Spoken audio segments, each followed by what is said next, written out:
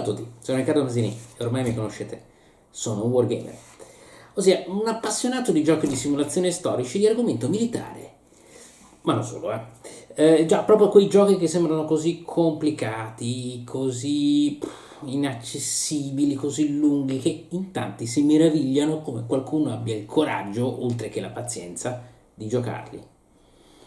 Giochi per pochissimi, insomma, e che forse neanche valgono tutta questa fatica, tutte quelle tabelle, tutte quelle infinite pagine di regole, quelle centinaia di pedine. Eh, Poi basta un tiro di dado e tutta la loro grande profondità strategica va a rotoli, giusto? Sbagliato. Vedete, è proprio per sfatare questo, come tanti altri miti sul wargame, che ho voluto realizzare questo video e la serie di altri video un po' con questo formato che prenderanno il nome di vlog dossier. Certo, ovviamente per approfondire l'argomento gioco di simulazione, anche andando al di là dell'ultima novità del mese, concentrandoci anche sulla conoscenza dei fatti storici e dei loro vari dettagli, d'accordo, ma anche per andare ancora un passettino più in là di semplici nozioni sul numero di questo, quel reggimento, questo, quel modello di carro armato, questo, quella cittadina spersa in Boemia o in Germania o in Francia o in Italia o chissà dove, oppure anche questo o quel generale. Insomma, per raggiungere il cuore di quello che noi chiamiamo a vario titolo wargame. In questa prima puntata, dunque, andremo ad esaminare quelli che sono i caposaldi del genere all'apparenza più difficile e inavvicinabile del wargame, l'Hex Encounter. E se dopo questo primo vlog dossier vorrete avvicinarvi ad un qualsiasi regolamento, di un qualsiasi wargame di questo tipo, scoprirete in fondo che questo tipo di giochi così difficili non lo sono, anzi sono anche molto più facili di tanti altri giochi.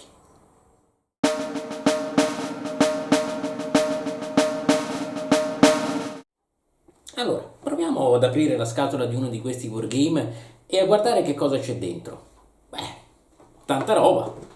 La prima cosa a cui pensate quando vi parlano di questi giochi è in effetti il suo componente più grande ed appariscente, ossia questa roba qua, la mappa, eccola qua, la apriamo assieme, ossia una bella cartina geografica del luogo dove si sono svolte le azioni, con simboli che rappresentano fiumi, strade, città, paludi, foreste, un po' di tutto insomma. E sopra ovviamente la griglia, eccola qua, di Sua Maestà l'Esagono, che però, attenzione, sta lì a facilitarvi la vita, non a complicarvela, perché è proprio grazie all'Esagono che potrete gestire rapidamente e senza alcuna esitazione tutti gli spostamenti e le interazioni di che cosa?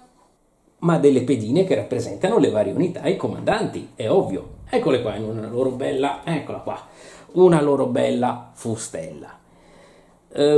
Questo è l'altro grande pezzo di questo tipo di wargame. Gli Hex Encounter per l'appunto. Sono tante di colori diversi, con sopra dei simboli NATO oppure le sagome dei veicoli corrispondenti. Spesso hanno anche un retro da utilizzare quando l'unità è stata colpita e tanti numeri.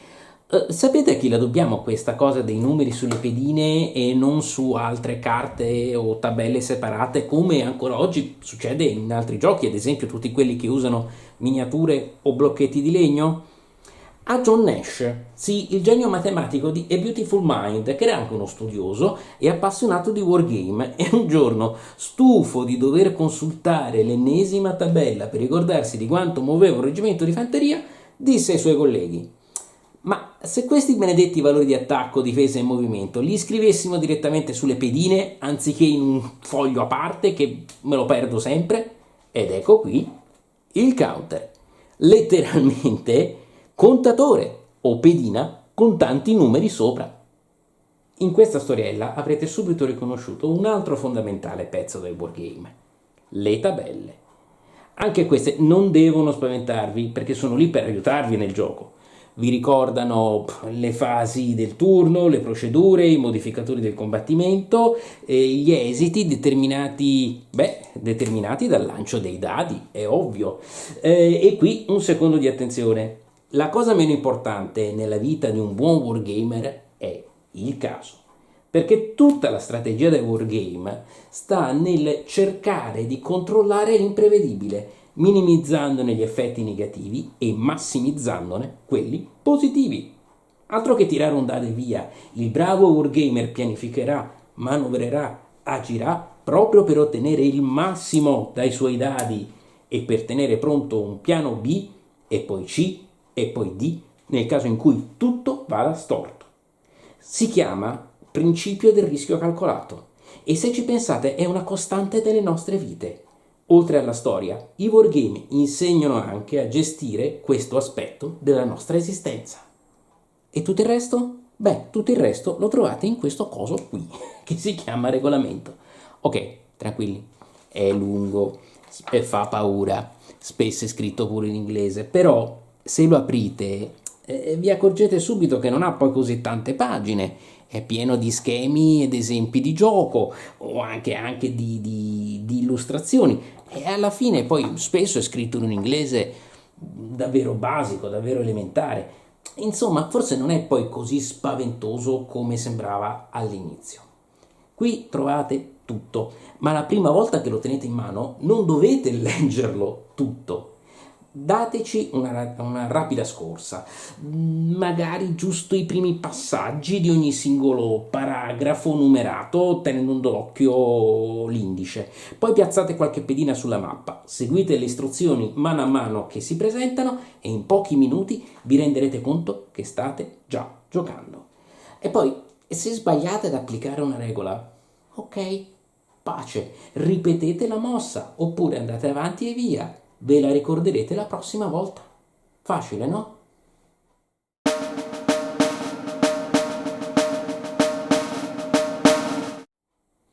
D'accordo, benissimo, tutto bello questo wargame, ma io per vincere esattamente che cosa devo fare? Per prima cosa leggere le condizioni di vittoria, anche se non so perché le mettono quasi sempre in fondo al regolamento. Vabbè, lasciamo perdere. Soprattutto però ricordarmele mentre gioco. E non è così facile come sembra, eh? Non è facile perché, per esempio, potreste pensare che per vincere dovete semplicemente distruggere tutte le unità nemiche. E sì, va bene, alle volte c'è anche questa cosa nelle condizioni di vittoria, ma pensate per un attimo agli scacchi. Anche lì non è che vince chi elimina più pezzi dell'avversario, ma chi cattura il re. Quindi attenti, perché quasi sempre alcune unità valgono più di altre e potreste ritrovarvi con delle brutte sorprese a fine partita. Più spesso, invece di andare a distruggere questo o quel reggimento, il gioco vi chiede di occupare una collina, una strada, una città, insomma un determinato esagono che diventa un obiettivo.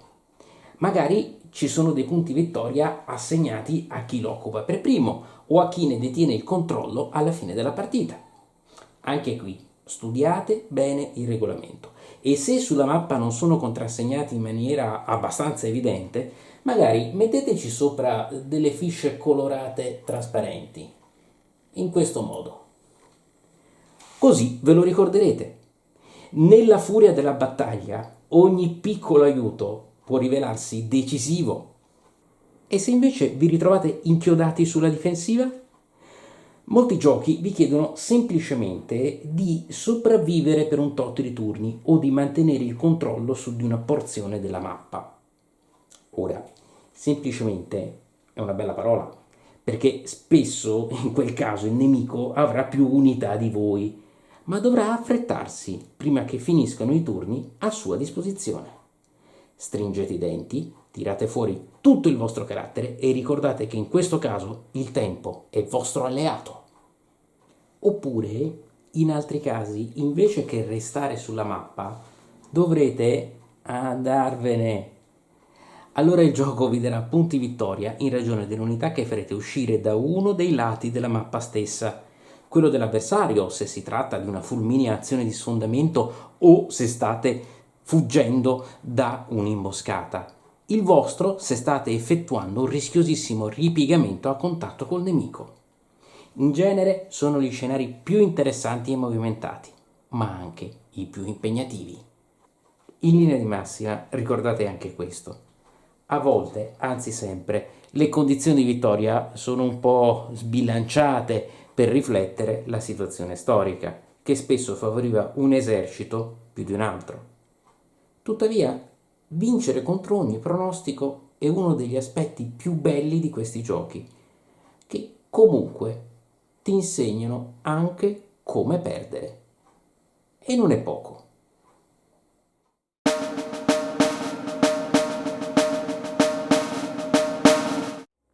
Seduti al tavolo da gioco, guardando dall'alto tutte le vostre belle pedine, vi potrebbe venire da pensare di poter dare tutti gli ordini che volete a destra e a sinistra, vedendoli poi applicati ed eseguiti alla perfezione. E invece le vostre unità potrebbero comportarsi in maniera erratica, fermarsi sulla mappa, continuare ad attaccare inutilmente, oppure non reagire alle mosse di un nemico che voi vedete, ma loro no.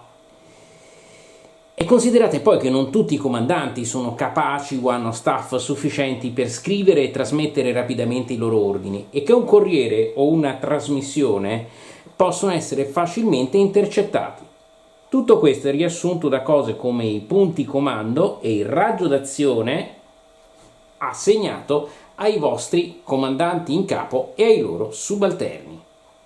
In generale poi diversi regolamenti prevedono diversi modi per attivare le unità, prima tutto un esercito e poi un altro, oppure alternando una formazione o una singola unità per parte. Ancora, ci potrebbero essere dei punti azione o punti risorsa assegnati in quantità prestabilita o variabile che vi permetteranno di attivare solo una parte delle vostre unità prima di dover passare la mano al vostro avversario. Infine, alcuni giochi usano il sistema cosiddetto cheat pool. In una tazza o in un sacchetto si mettono tanti segnalini, ciascuno corrispondente ad una singola porzione dei due eserciti, pescandoli poi alla cieca uno alla volta e attivando la formazione corrispondente in sequenze sempre diverse. Questa meccanica simula il caos del campo di battaglia, rende imprevedibile ogni singolo turno e tra l'altro aumenta molto la giocabilità in solitario. Non a caso viene usata da sempre più titoli negli ultimi anni.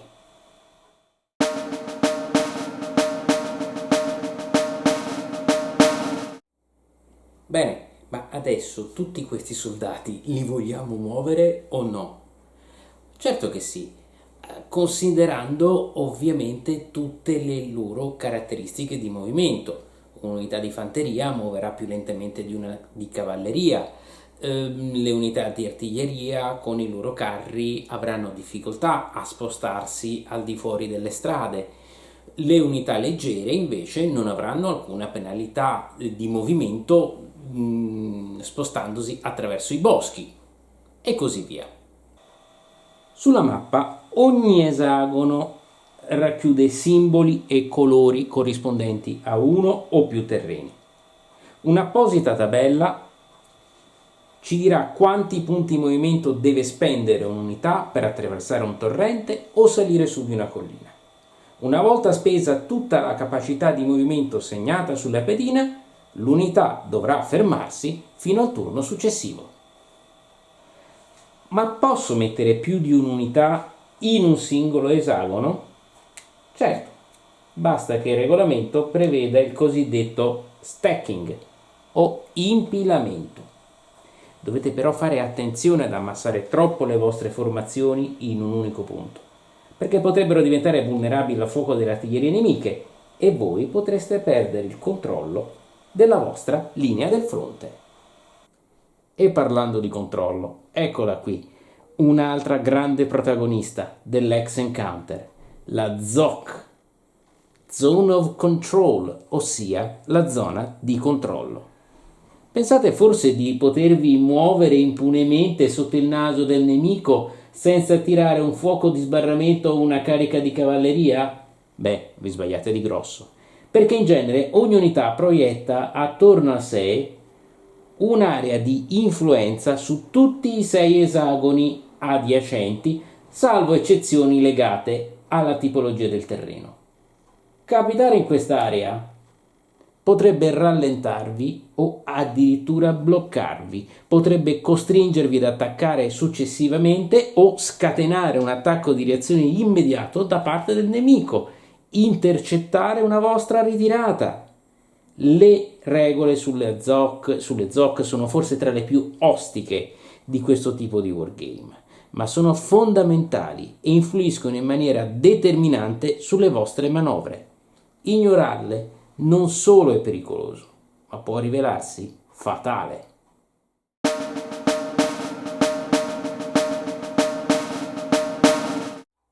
Beh, penserete, sarà anche arrivato il momento di menare un po' le mani, no? Sì, d'accordo, ma forse rimarrete sorpresi nello scoprire che spesso le regole sul combattimento sono tra le più essenziali ed intuitive di questo tipo di giochi. In genere la procedura è sempre la stessa. Si confrontano le capacità di combattimento di attaccante e difensore, ottenendone un rapporto 2-1, 3-1, 1-2 e così via, o un differenziale 5-3 uguale 2 e così via.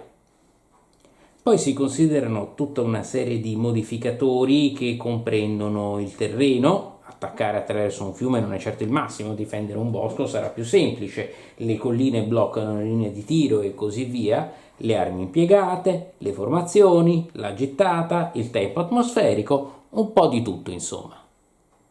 A questo punto si va a vedere la seconda grande protagonista dell'X Encounter, la CRT, Combat Results Table, ossia la tabella di risoluzione del combattimento. E qui, ancora una volta, niente paura.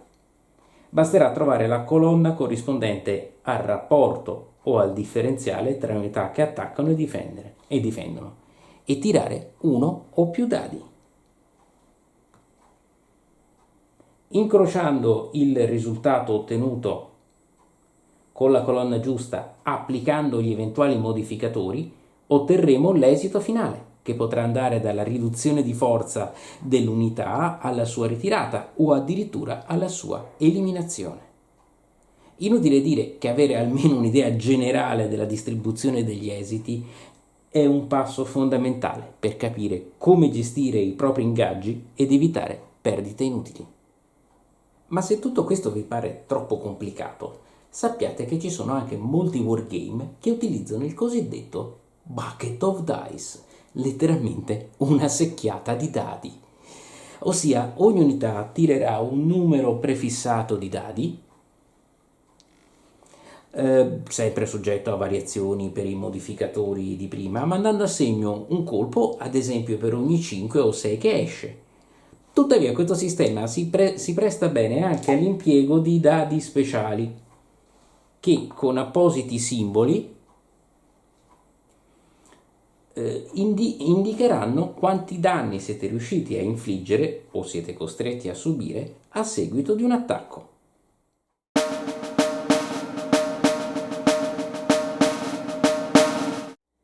Concludiamo con tutta quella lunga serie di regolette che sono un po' croce e delizia degli appassionati di wargame. Alcune di queste regole ricorrono abbastanza spesso, per esempio quella sui rifornimenti. Non potete pensare di andare ad occupare, tanto per darvi un'idea, una città nemica dietro le linee con le vostre unità senza rifornire di viveri e approvvigionamenti appunto quelle stesse unità tramite un percorso di strade o comunque di esagoni liberi dalla presenza del nemico.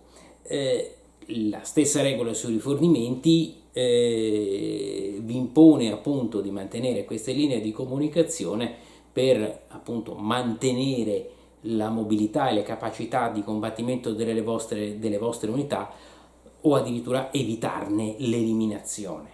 Di regole come queste ce ne sono davvero tante nel mondo del wargame.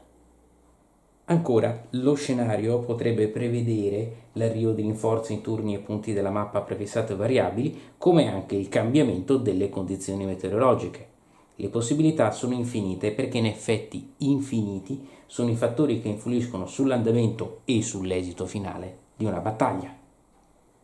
Infine, ci sono tutte quelle micromeccaniche che vengono utilizzate per dare più sapore storico a un wargame, magari riflettendo il fatto che nel 1500 i picchieri svizzeri infondevano il più cupo terrore già solo scendendo in campo, che i reggimenti dei dragoni potevano combattere sia a cavallo che a piedati, che le Stoßtruppen tedesche della prima guerra mondiale erano particolarmente temibili nel combattimento ravvicinato e così via. È il cosiddetto Chrome. E proprio come il sale nella pasta, alla fine quanto metterne può anche essere una questione di gusti. Per questo spesso queste regolette sono opzionali e liberamente attivabili o meno.